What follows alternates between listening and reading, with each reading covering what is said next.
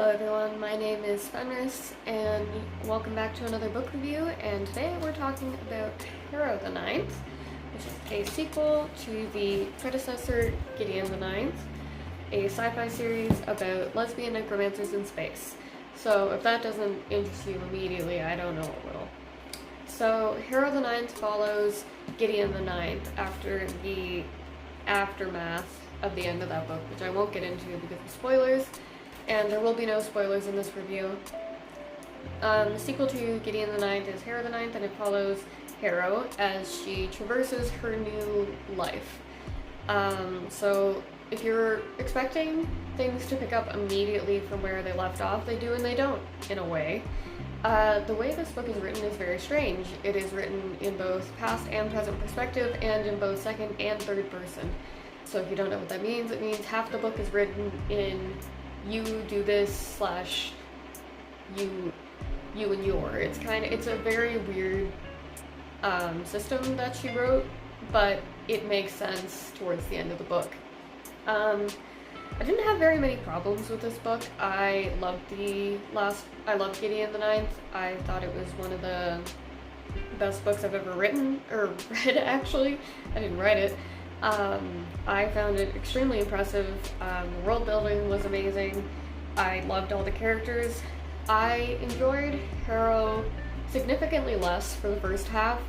I loved Harrow in the first book, but mostly because of the interactions between Gideon and Harrow.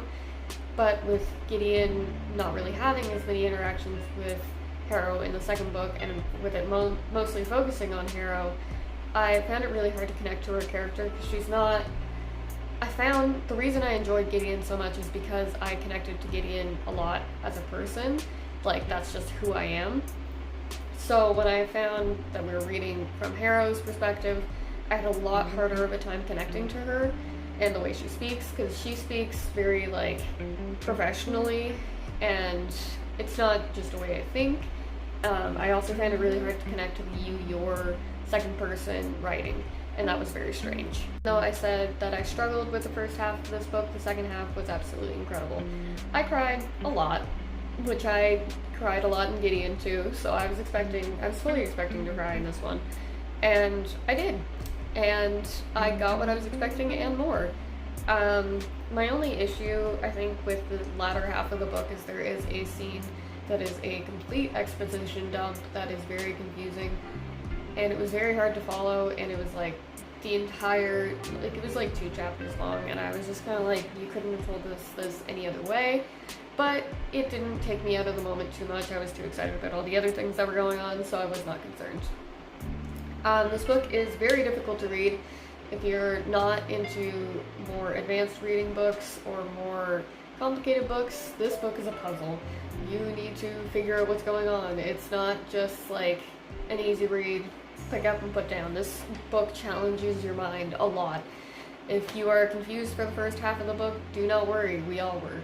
It does not follow very smoothly on purpose. It doesn't follow the predecessor very smoothly for a reason.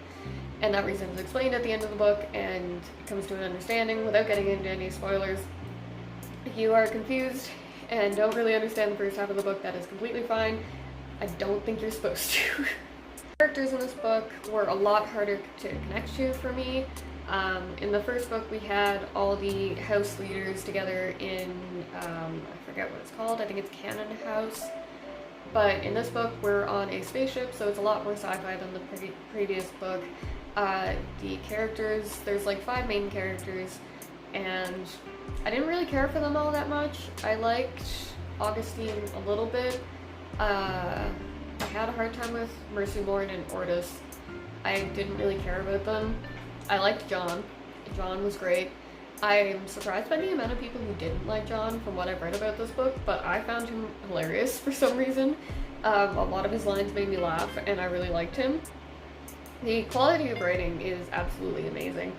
The style that Muir tends to accomplish in these books, when we're reading from Gideon's perspective in the last book, with such a completely different tone, and Harrow's in the second book, with just such a much more professional tone to her, and Gideon just being like, oh, I like women and porn and stuff. and Harrow being like, okay, this is what I need to do, I'm a doctor, well, not a doctor, but like that anatomical sense about her, that she cares about bones more than people. And that really comes into play in the second book, and I really enjoy it.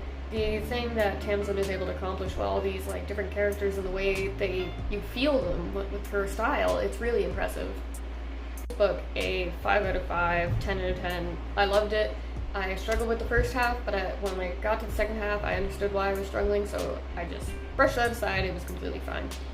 I recommend this book to any gay people and space nerds, because like lesbians and necromancers in space, that's pretty dang cool. Like, what else do you need in life? So if you are gay or a space nerd, honestly, check out these books. They're amazing, and they're totally underrated, and I need someone to talk to about them. So that'll do it for this review. This was a bit longer than my Outsiders review, which isn't surprising because I didn't really have much to say about that book, but look forward to more reviews coming soon. Thanks, bye!